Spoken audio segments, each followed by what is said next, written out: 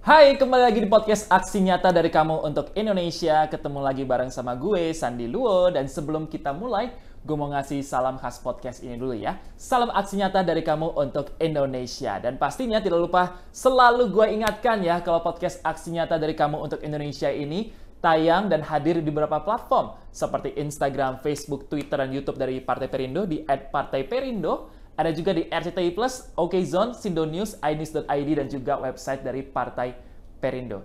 Stay tune karena habis ini pembahasannya penting banget, pas banget di era sekarang, dan ini juga penting buat gua yang suka bikin konten ya, karena kita harus mengenali potensi hukum konten jangan asal viral. Nah, ini ngomongin tentang viral. Semua orang pengen viral ya, tapi jangan sampai membahayakan diri sendiri dan juga orang lain. Dan podcast kali ini, gua nggak akan sendirian karena bintang tamunya udah spesial. Beliau adalah politisi Partai Perindo sekaligus advokat dan juga praktisi hukum. Ada Bapak Didik Lestariono SH.MH. Selamat sore Pak Didik, apa kabar? Terima kasih Pak Didik sudah mau hadir di podcast ini. Karena banyak pertanyaan dari saya. Saya juga suka bikin konten Pak. Takut nih Pak, nanti konten saya ini ada potensi ininya nggak ya, bermasalah nggak ke depannya ya. Dan juga pasti banyak yang nonton suka bikin konten. Khawatir ya, gitu kan, harus ada batasan-batasan hukumnya ya Pak Didi pastinya ya. Sebelum kita bahas tentang tema dan diskusi untuk sore hari ini, biar Sobat Aksi Nyata semakin kenali, boleh Pak Didi memperkenalkan dirinya terlebih dahulu Pak Didi? Perkenalkan, nama saya Didi Lestariono. Saya sehari-hari berprofesi sebagai advokat berkantor di Tangerang dan di Malang. Usia sekarang sudah 34 tahun. Kita nggak beda jauh berarti Pak. Oke, jadi kantornya di Tangerang dan juga di Malang. Di Malang, bolak-balik tuh Pak Didi berarti ya? Sering. 2 minggu di Malang, 2 minggu di Tangerang. Wow, wah ini berarti lagi pas banget di sini, jadi bisa sekalian kita podcast ya. Terima kasih Pak Didi di tengah-tengah kesibukannya, dan juga sekarang juga adalah politisi dari Partai Perindo ya. Nah, apa nih yang membuat Pak Didi untuk memutuskan masuk ke politik? Ya kan, karena kita background-nya kan dari hukum nih. Setelah itu juga milihnya Partai Perindo. Kenapa Pak? Di politik itu saya melihat karena semua keputusan-keputusan penting di negeri ini itu berdasarkan dari proses politik. Sehingga ketika saya sebagai kaum milenial masuk ke dunia politik, saya rasa akan bisa memberikan banyak sumbangsih. Karena nantinya keputusan-keputusan yang diambil untuk kedepannya dari pemerintahan ini juga bisa dari pemikiran-pemikiran kami selaku kaum milenial. Oke, jadi ada yang mewakili juga lah ya, karena suara-suara milenial bisa didengarkan. Tapi salah satu caranya lewat politik ya, partai politik ya. Pada akhirnya memilih Perindo, kenapa Pak? Karena saya melihat sendiri, jadi Perindo itu sampai ke akar rumput. Saya melihat banyak sekali aksinya seperti memberikan sumbangan ke gerobak-gerobak ke UMKM, kemudian memberikan ambulan gratis dan segala macam. Jadi saya juga melihat visi misinya juga sangat luar biasa sekali. Saya rasa Partai Perindo itu merupakan partai yang lebih baik dari partai yang lain. Jadi saya merasa sangat yakin untuk bergabung di partai. Oke, yang pasti aksi nyatanya jelas, ya kan, dan sesuai dengan visi misi dari Pak Didi juga ya, untuk bisa mensupport dan mengambil suara dari milenial untuk bisa terwakilkan pada akhirnya ya. Berarti sekarang fokus di Partai Perindo dan juga di bidang hukum masih jalan berarti Pak ya? Masih jalan. Sibuk banget berarti ini Pak ya? Ya, alhamdulillah. Kesibukannya padat ya. Jadi 2 minggu di sini, ntar juga harus 2 minggu di Malang lagi, tapi tetap berjalan ya aktivitas dalam partai juga. Ada tim yang ngurusi kantor di Malang, juga ada juga yang di Tangerang. Oke, aktivitas selain itu lagi ada kesibukan apa lagi Pak Didi? Ya kalau melepas penat mungkin ke kebun, saya punya beberapa kebun untuk refreshing lah istilahnya. Wah, daerah mana tuh Pak? Di Malang. Di Malang ya? Wih, menarik. Kopi di sana. Wih, menarik. Malang apa yang menarik Pak? Kata orang Malang itu apel ya, apa-apa jadi apel ya? Ya banyak apel, keripik, terus sekarang jeruk yang paling. Oh, jeruk ya? Lagi rame juga di Malang ya? Saya kapan tadi ke Malang ya? Malang itu menyenangkan ya kotanya. Tenang, adem, dingin. Ya, dingin ya. Oke, Pak Didi bisa ceritain nggak bagaimana awal mulanya akhirnya memilih untuk menjadi advokat ataupun praktisi hukum gitu? Karena kan biasanya kalau orang punya cita-cita, punya kepengen dari kecil udah kepikir gitu, atau mungkin Pak Didi punya cerita yang berbeda nih, akhirnya bisa terjun ke dunia hukum.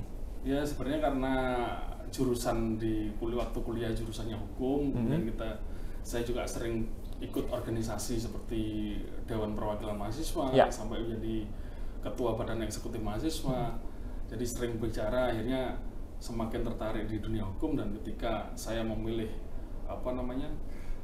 profesi yang lain, saya rasa tidak sesuai dengan keahlian dan kemampuan saya. Maka dari itu saya yakin di dunia hukum lah mungkin saya bisa jalan lebih baik. Bisa berkontribusi ya dalam hukum ini ya. Wih, keren. Jadi dari kuliah udah aktif sana sini, udah ikut sana sini, akhirnya terjun langsung sebagai praktisi dan profesional ya untuk di bidang hukum ya. Selama berkarir sebagai advokat nih Pak, pasti menangani kasus udah banyak ya? Ya, banyak.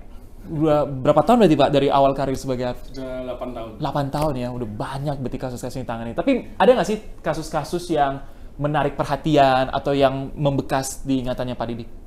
Perkara yang membekas itu ketika menangani perkara sengketa tanah di Malang, di salah satu desa, di mana desa ini memiliki kekayaan alam yang luar biasa, tapi hanya disewa oleh segelintir orang. Kemudian kekayaan itu hanya dinikmati oleh penyewa-penyewa ini saja. Sementara sebagian besar masyarakatnya itu masih banyak yang berada di bawah garis kemiskinan. Akhirnya kepala desa minta tolong saya, akhirnya kita rapat dengan desa, dengan pihak BPD, akhirnya kita nyatakan tidak disewakan lagi. Sampailah kemudian ada gugat-menggugat di pengadilan, alhamdulillah kita menang.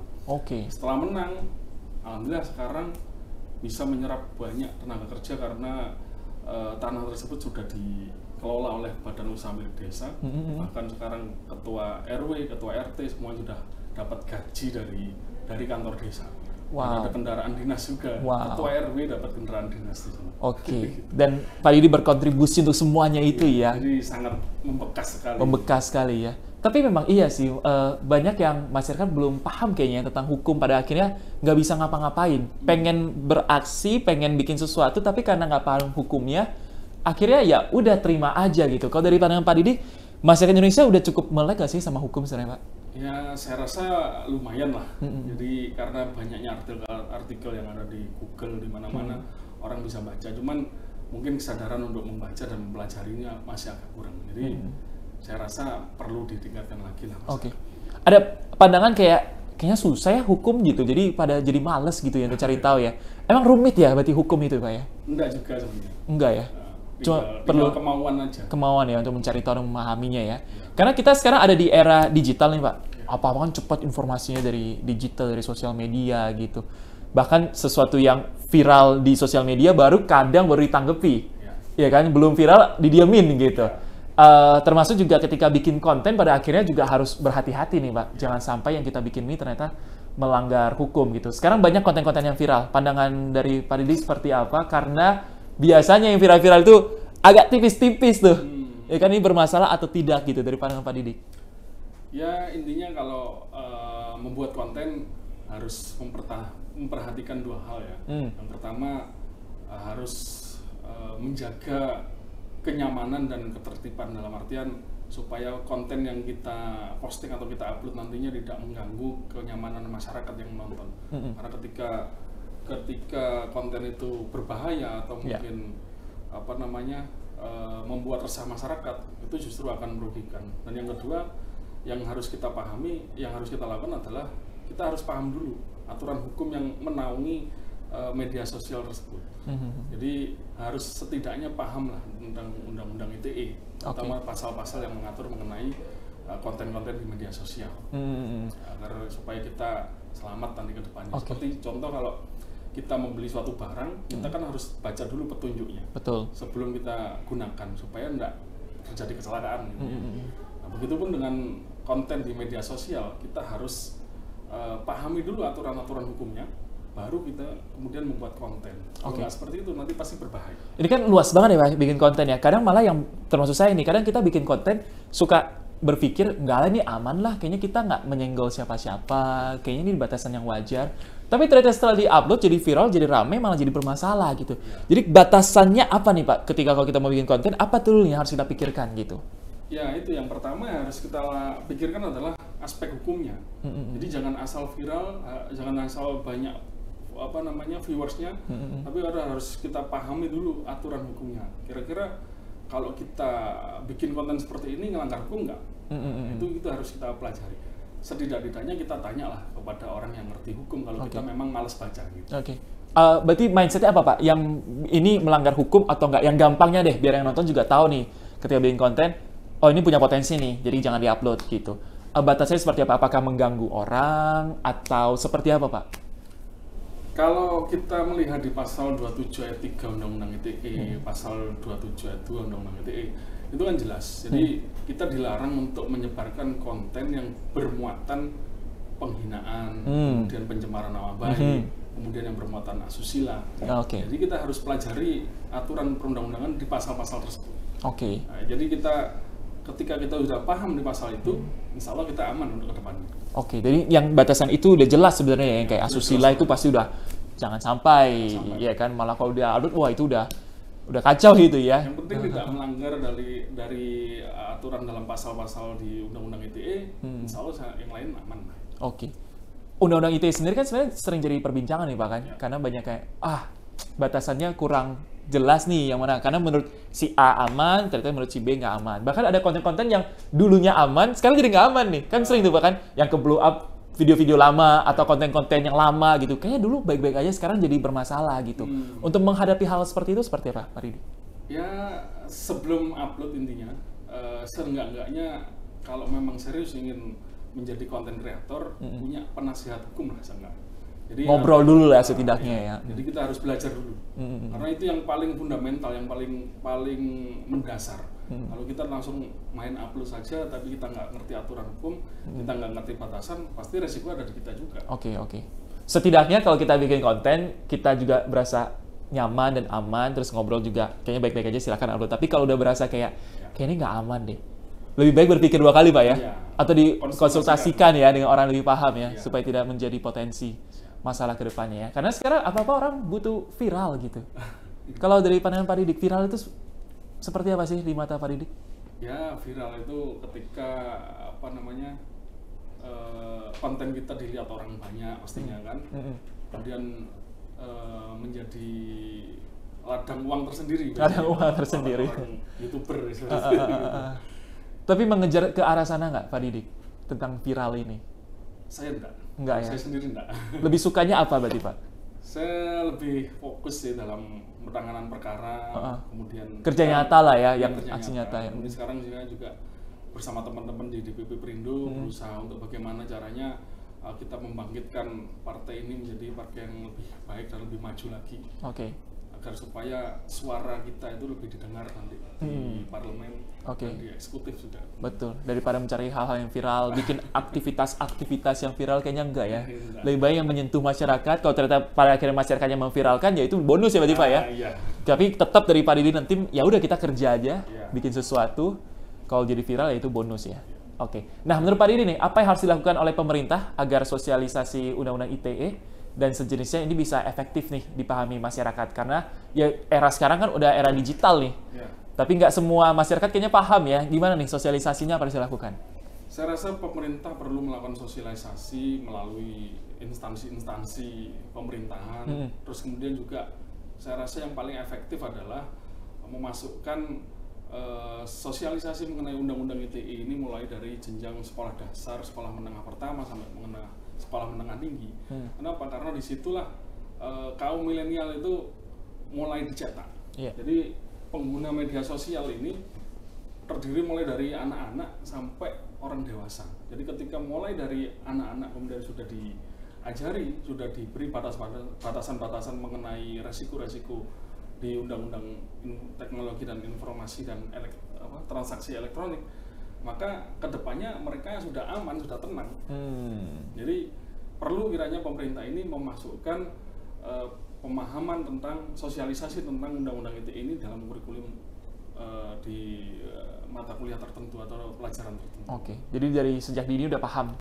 Kalau memang ya kan ini dunia digital nih sekarang, berarti ada hal-hal yang perlu dipahami, batasan-batasan yang perlu dipahami. Ada 200 juta lebih pengguna media sosial. Betul. Artinya kan hampir semuanya gitu. Betul. Kalau mereka nggak paham, semuanya akan berpotensi menjadi masalah ke depannya, Pak ya. Ini penjara penuh nanti. Ya kita sering lihat sih sekarang ya, Pak ya. Hampir setiap hari ada aja kasus-kasus dari sosial media, pada akhirnya mereka minta maaf lah atau apa. Kayak minta maaf jalannya paling gampang kah Pak atau gimana sekarang terkait dengan kasus yang viral? Maaf itu tidak menghapuskan pidana. Oke. Karena juga saya di Malang juga ada perkara, saya melaporkan orang yang melanggar undang-undang ITE. Dia minta maaf tapi tetap aja diadili di pengadilan dan dinyatakan bersalah. Oke, supaya kita nggak terlalu menggampangkan ya, kalau pada akhirnya bikin sesuatu minta maaf, minta beres dan sebagainya, tapi hukumnya tetap jalan. Minta maafnya kita maafkan, tapi supaya orang tahu ada efek jera dan sebagainya, emang hukumnya harus ditegakkan ya. Oke, nah buat Sobat Aksi Nyata yang sedang menyaksikan podcast ini, Pak Didik, ada tips nggak terkait dengan penggunaan sosial media, membuat konten, supaya nggak sekedar viral doang dan harus memahami kaidah-kaidah hukumnya, ada tips dan saran buat yang sedang menyaksikan kita? Saran saya, pahami aturan-aturan hukum yang ada, jangan asal viral, pahami potensi hukum yang akan mengenai kita nantinya ketika kita memposting atau mengupload suatu informasi atau data tertentu di media sosial. Oke. Dan kemudian juga perlu dibangun kesadaran diri bahwa menjadi seorang konten kreator itu tidak mudah, tidak syukur asal viral. Harus tetap menjaga kenyamanan dan tidak meresahkan masyarakat. Oke. Jadi nggak sekedar viral aja, tapi kontennya benar-benar yang membangun lah setidaknya ya. Aku setidaknya tidak punya isi kan menghibur lah, tapi jangan sampai mengganggu ketertiban umum pastinya Pak ya. Dan semangat yang Pak Didi sampaikan adalah semangat yang sama dengan dijalankan oleh Partai Perindo pastinya ya, yaitu produktif, solutif, modern, bersih, berintegritas, peduli, dan turun tangan untuk Indonesia sejahtera. Dan untuk mendaftar sebagai anggota Partai Perindo, kamu bisa mengunjungi website www.partaiperindo.com atau langsung klik aja link yang ada di bawah sini. Bisa juga ya sekarang, jangan lupa download aplikasi Partai Perindo di App Store dan juga Play Store, atau silakan scan untuk barcode yang ada di bawah. Terima kasih Pak Didik untuk sharingnya, untuk pemikirannya. Pasti akan sangat menolong, terutama untuk generasi Z dan milenial yang suka bikin konten, dan siapapun yang suka bikin konten itu bisa lebih melek lagi terhadap hukum ya. Dan terima kasih juga untuk Partai Perindo yang selalu bergerak dengan aksi nyata. Semoga Partai Perindo semakin sukses dan maju terus untuk Indonesia sejahtera. Salam aksi nyata dari kamu untuk Indonesia. Sampai jumpa lagi di episode berikutnya. Dah. Marilah seluruh rakyat Indonesia, arahkan pandanganmu ke depan. Raihlah mimpimu bagi nusa bangsa, satukan tekad untuk masa depan. Pantang menyerah, itulah pedomanmu. Hentaskan kemiskinan cita-citamu, rintangan tak menggentarkan dirimu. Indonesia maju, sejahtera tujuanmu, nyalakan api semangat perjuangan. Dengungkan gema, nyatakan persatuan oleh